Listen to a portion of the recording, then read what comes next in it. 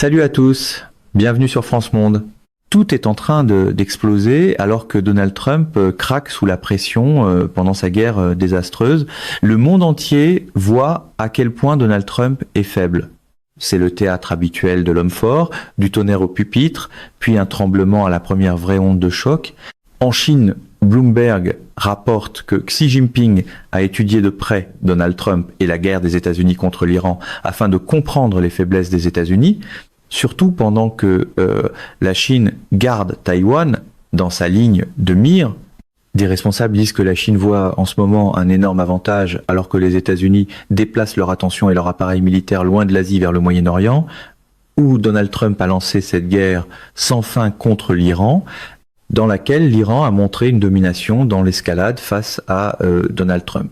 Rien ne rassure autant des rivaux qu'une politique étrangère qui sonne comme un bluff lu sur un téléprompteur. Trump et Netanyahou attaquent l'installation énergétique de South Pars, en Iran. L'Iran riposte contre Riyad, en Arabie Saoudite. L'Iran riposte contre les installations nord de gaz naturel liquéfié de Ras Laffan, au Qatar. Puis, Donald Trump cligne des yeux. Il agit comme s'il n'avait pas voulu, comme si c'était en fait Netanyahou qui l'avait fait, comme s'il n'avait rien fait, et comme si maintenant l'Iran devait s'arrêter, être gentil avec le Qatar et craindre une menace vague s'il ne s'exécute pas. Le scénario semble toujours le même. Frapper d'abord, nier ensuite, improviser le reste au micro. Ce qui se passe au Japon en ce moment montre jusqu'où tout cela se propage. À une station-service au Japon, il y a une affiche qui dit « Désolé, plus d'essence à cause de Donald Trump ». C'est pas une image truquée, c'est une vraie photo. Il faut un rare talent de gestion pour transformer un slogan de campagne en étiquette d'alerte sur le carburant. Pendant ce temps, le Premier ministre Takaichi au Japon dit qu'à compter d'aujourd'hui, son gouvernement accordera des subventions pour maintenir le prix de détail de l'essence autour de 170 yens le litre en moyenne nationale. Il est difficile de ne pas penser à la façon dont la Covid a commencé en Asie avant de se propager au reste du monde. Les retombées avancent comme une réaction en chaîne, pendant que le trumpisme continue de se vendre comme du contrôle. Ces pénuries d'essence sont déjà très graves. Et aux États-Unis, l'essence est déjà extraordinairement chère, avec l'une des plus fortes hausses soudaines de l'histoire. Mais cela va se propager de l'Asie vers les États-Unis, où bientôt il pourrait ne plus y avoir assez d'essence, il pourrait y avoir des pénuries, où des gens pourraient tout simplement ne plus pouvoir s'en procurer du tout. En ce moment, c'est hors de prix. Et bientôt, cela pourrait tout simplement ne plus exister. Le Premier ministre Takaichi parle des mesures d'urgence qui prennent là-bas. C'est ce qui arrive quand une stratégie énergétique est remplacée par des coups de menton et une comptabilité fondée sur le vœu pieux. Pendant ce temps, alors que Donald Trump affiche une faiblesse totale, la Russie se dirige vers Cuba. Pour un mouvement qui se vend comme la force incarnée, il laisse sans cesse la porte d'entrée ouverte et appelle cela du levier. Cela compte parce que il fut un temps où les États-Unis tenaient tête à la Russie. Maintenant, Donald Trump retire les sanctions pétrolières contre la Russie, lui permet de faire d'énormes profits et en même temps veut environ 200 milliards de dollars de plus dans un budget militaire supplémentaire. C'est une doctrine remarquable, subventionner le problème, puis envoyer la facture de la panique au public.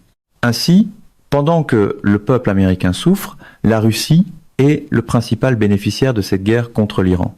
Et la Russie se dirige vers Cuba. 2 navires russes transportant du pétrole et du gaz sont en route vers Cuba malgré la pression et les sanctions américaines sous Donald Trump. Apparemment, cette pression ne s'applique pas à l'ami de Donald Trump, Poutine. Ces livraisons arrivent alors que Cuba fait face à une grave crise énergétique marquée par une panne nationale récente et des mois sans livraison de carburant. L'image de la pression maximale paraît moins impressionnante quand elle continue de prévoir des exceptions commodes pour le Kremlin. Clash Report, citant le Financial Times, explique que cet approvisionnement supplémentaire pourrait aider à atténuer les pénuries qui ont perturbé les hôpitaux, les transports et la vie quotidienne. 2 cargaisons russes de pétrole et de gaz se dirigent vers Cuba au mépris des États-Unis. Il voit Donald Trump comme faible. Il voit qu'il a cligné des yeux. Il est allé avec Netanyahou. Il a frappé l'installation de South Pars en Iran. L'Iran a frappé des installations à Riyad et au Qatar, puis il a reculé et a laissé entendre qu'il ne recommencerait pas. Quand la dissuasion se transforme en hésitation publique, les adversaires n'ont pas besoin de traducteurs. Ils le voient cligner des yeux. La Chine fait maintenant passer ses navires par le détroit d'Ormuz. Ces navires longent la côte, l'Iran les laisse passer, et la Chine ainsi que la Russie aident l'Iran avec des armes. L'Iran reçoit maintenant des pièces pour davantage de drones Shahed venant de Russie. Après que l'Iran a fourni des drones Shahed à la Russie, Donald Trump permet à la Russie de gagner plus d'argent pour aider l'Iran à tuer des Américains et à viser des Américains. Mais c'est Donald Trump qui agit comme Donald Trump. La marque promet la disruption, le bilan, lui, continue d'afficher une disruption auto-infligée à grande échelle. C'était aussi, soi-disant, son plan à Cuba. Son plan à Cuba consistait à permettre à Poutine d'y avoir plus d'influence. Et si quelqu'un pense que son ami Delcy Rodriguez et les chavistes qui dirigent encore le Venezuela ne parlent pas à Poutine derrière son dos, c'est un fantasme. Bien sûr que Delcy parle à Poutine, bien sûr qu'elle parle à Xi Jinping, et ils rient tous au visage de Donald Trump. Voilà ce qui arrive quand la géopolitique est gérée comme un concours de loyauté avec des effets secondaires nucléaires. Le Japon et la Corée du Sud puisent dans leurs réserves. Les pays d'Asie du Sud-Est, comme l'explique Tropsit, sont très exposés en ce moment. La Thaïlande a interdit la plupart des exportations de pétrole, imposé un contrôle des prix et encourage le télétravail ainsi que la réduction des déplacements. En Asie, en ce moment, les gouvernements parlent de télétravail et de réduction des déplacements. C'est pour cela que tout cela semble si familier. C'est sa propre crise.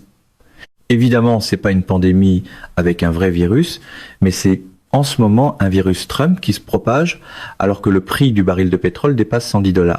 Le schéma est douloureusement familier. Nier l'incendie, rebaptiser l'incendie, puis demander aux autres d'apporter un seau. L'Allemagne, elle aussi, clarifie sa position. Le chancelier allemand Friedrich Merz dit que Washington n'a pas consulté l'Europe et n'a pas déclaré que l'aide européenne était nécessaire. Au contraire, le message de Donald Trump revenait essentiellement à dire que l'aide de l'Europe n'était ni voulue ni nécessaire. Le chancelier allemand a clairement indiqué que l'Europe aurait conseillé de ne pas suivre cette voie de la manière dont elle est suivie actuellement. Rien ne dit mieux gestion des alliances que de claquer la porte puis de faire semblant d'être surpris quand la salle devient silencieuse. Le Premier ministre espagnol Pedro Sánchez a lui aussi envoyé un message clair lorsqu'il a reçu Zelensky. Sa position était que pendant que Donald Trump trahit l'Ukraine, l'Espagne et l'Europe, elles n'oublieront pas ce que l'Ukraine est en train de faire et ne laisseront pas cela les distraire. C'était un message fort de Pedro Sánchez. Certains gouvernements continuent encore de traiter la stratégie comme de l'art de gouverner et non comme un rassemblement de campagne avec des cartes de missiles. Partie 2. Il y a aussi autre chose qui compte ici. Le ministre des Affaires étrangères d'Oman, Badur al-Bouedi, était le principal médiateur entre les États-Unis et l'Iran à la fin de février, le jour où il y a eu une avancée majeure dans les discussions de médiation. Le conseiller à la sécurité nationale du Royaume-Uni était aussi dans la pièce. Tout le monde croyait qu'il y avait essentiellement un accord entre les États-Unis et l'Iran, ou au moins quelque chose de très proche d'un accord de principe, dans lequel l'Iran accepterait l'absence d'enrichissement lié à toute future capacité de construire une arme nucléaire, sous des protocoles très stricts que l'Iran avait essentiellement acceptés. Il y a eu brièvement une ouverture pour la diplomatie avant que les performeurs habituels ne reviennent occuper la scène. Witkoff et Kushner étaient les principaux négociateurs pour les États-Unis, mais, comme l'a expliqué le ministre des Affaires étrangères d'Oman, Et comme l'a expliqué aussi le conseiller à la sécurité nationale du Royaume-Uni, ils étaient essentiellement des relais de Netanyahou. Ils ne savaient pas ce qu'ils faisaient.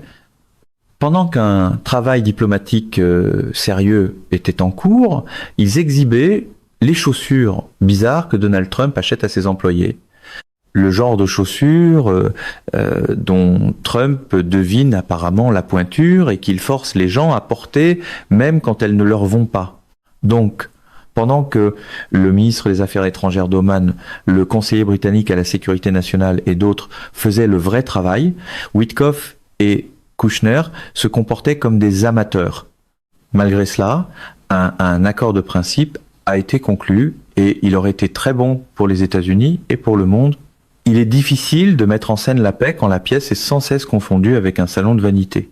Puis, ce soir-là, Netanyahou a décidé qu'il était temps d'envahir et a poussé Donald Trump à le suivre en l'avertissant que sinon l'Iran l'attaquerait. Trump a suivi. Une doctrine fondée sur l'impulsion n'est toujours qu'un ego flatté de la catastrophe. Voilà pourquoi ce que le ministre des Affaires étrangères d'Oman a dit à The Economist compte autant. Il a dit que la riposte iranienne contre ce qu'elle affirme être des cibles américaines sur le territoire de ses voisins était un résultat inévitable, même s'il est profondément regrettable et complètement inacceptable. Face à ce que Israël et l'Amérique décrivaient tous deux comme une guerre destinée à mettre fin à la République islamique, c'était probablement la seule option rationnelle qui restait au leadership iranien. Une fois l'allumette craquée, le bureau de presse ne peut plus négocier avec la flamme.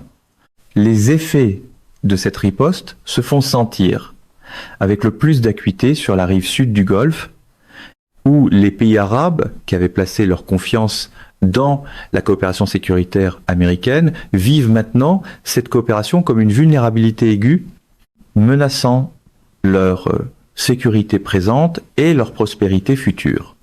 Pour les États du Golfe, un modèle économique dans lequel le sport mondial, le tourisme, l'aviation et la technologie devaient jouer un rôle important est désormais en danger. Les projets visant à devenir un pôle mondial pour les centres de données devront maintenant être révisés.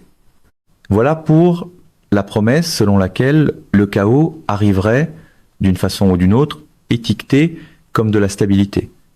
Autrement dit, Donald Trump a transformé les nations arabes en ces casinos d'Atlantic City. Il a fait à ces nations ce qu'il a fait au casino d'Atlantic City.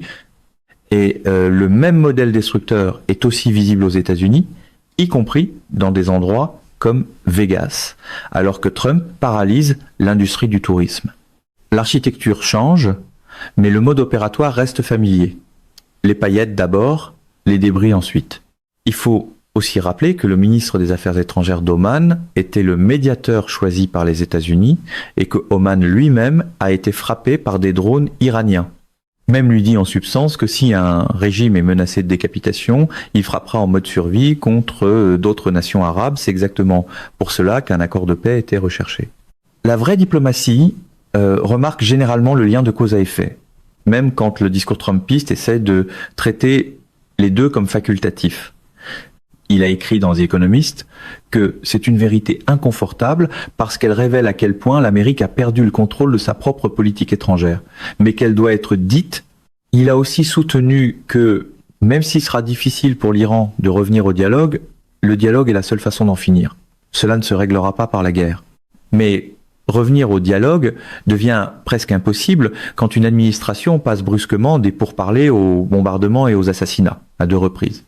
Même si l'Iran voulait négocier avec le régime Trump, comment cela est-il censé fonctionner quand le régime utilise la négociation comme couverture pour tenter de tuer son interlocuteur ? À ce stade-là, venir à la table commence à sonner moins comme de la diplomatie que comme un piège déguisé en élément de langage. Il a aussi dit que les amis de l'Amérique ont la responsabilité de dire la vérité et qu'il y a 2 parties à cette guerre qui n'ont rien à y gagner. Selon lui, cela vient du leadership israélien qui a persuadé l'Amérique que l'Iran avait été tellement affaibli par les sanctions, les divisions internes et les bombardements américano-israéliens de ces sites nucléaires en juin dernier, qu'une reddition sans condition suivrait rapidement l'assaut initial et l'assassinat du guide suprême. Mais ce n'est pas ce qui s'est produit et chaque jour, les États-Unis et Israël aggravent encore la situation. L'argument de vente promettait une victoire rapide, le produit livré ressemble plutôt à du vandalisme stratégique.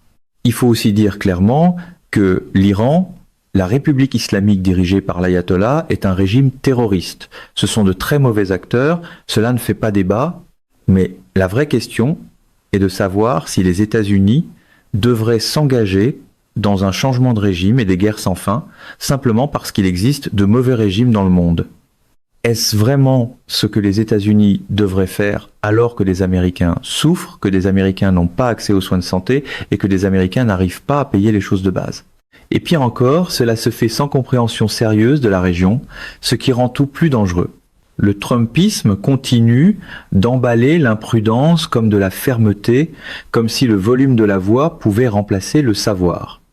Un exemple clair, c'est Ali Larijani, le conseiller à la sécurité nationale de l'Iran, qui a été tué il y a 2 jours par Israël. Israël présente cela comme une victoire parce qu'il était un mauvais acteur. Mais la question cruciale, c'est de savoir qui le remplace. La réponse pourrait être Saïd Jalili. Dans ce genre de stratégie, chaque victoire arrive avec une facture que personne ne veut lire à voix haute. C'est un échange terrible. Saïd Jalili est 10 fois plus extrême que Larijani. La même dynamique s'applique plus haut dans la chaîne. On enlève l'ayatollah Khamenei et le résultat probable, c'est Mojtaba Khamenei, son fils, une version encore plus extrême. La structure du leadership iranien est conçue de telle manière qu'il y a toujours entre 3 et 7 personnes prêtes à remplir n'importe quel grand rôle. Une personne est tuée, une autre prend sa place, et souvent le remplaçant est encore plus extrême. Les fantasmes de décapitation font de gros titres dramatiques, mais de très mauvaises prévisions. Donc en tuant Larijani, l'une des dernières ouvertures possibles vers la négociation a peut être été détruite, et le remplaçant probable pourrait être Saïd Jalili. Ce choix reviendra en fin de compte à Pezeshkian, le président de l'Iran, mais beaucoup de gens croient que des figures comme Saïd Jalili sont précisément le type de personnes qui ont maintenant le plus de chances d'être choisies. C'est une mauvaise nouvelle pour les États-Unis. Voilà ce qui arrive quand la politique est écrite pour les applaudissements plutôt que pour les conséquences. En même temps, les États-Unis parlent d'envoyer des milliers de soldats de plus. Des milliers.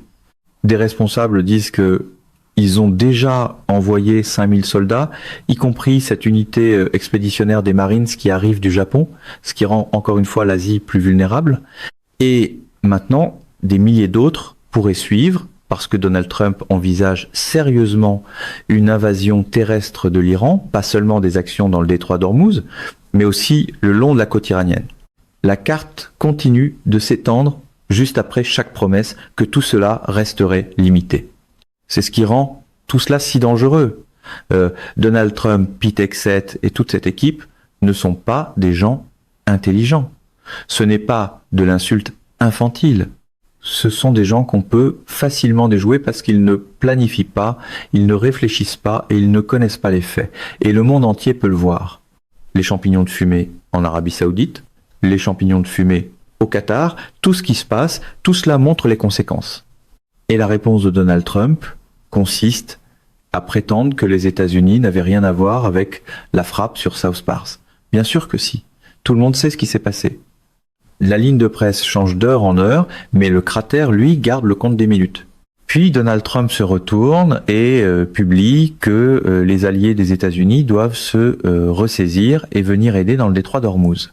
Mais qui voudrait aider quelqu'un qui parle en même temps de ne pas avoir peur d'un combat terrestre en Iran de type Vietnam après avoir esquivé la conscription au Vietnam? C'est encore la vieille formule Trump, refiler le coup aux autres, garder la posture et espérer que personne ne remarque la contradiction devant les caméras. Tout est en train d'exploser à travers le monde en ce moment. Donald Trump a l'air complètement pathétique. Et pourtant, l'argument de vente appellera probablement encore cela une paix par la force, comme si le slogan à lui seul pouvait nettoyer les débris. Mesdames et messieurs, notre émission d'aujourd'hui s'arrête ici. Nous vous invitons à partager votre avis personnel dans la section des commentaires ci-dessous.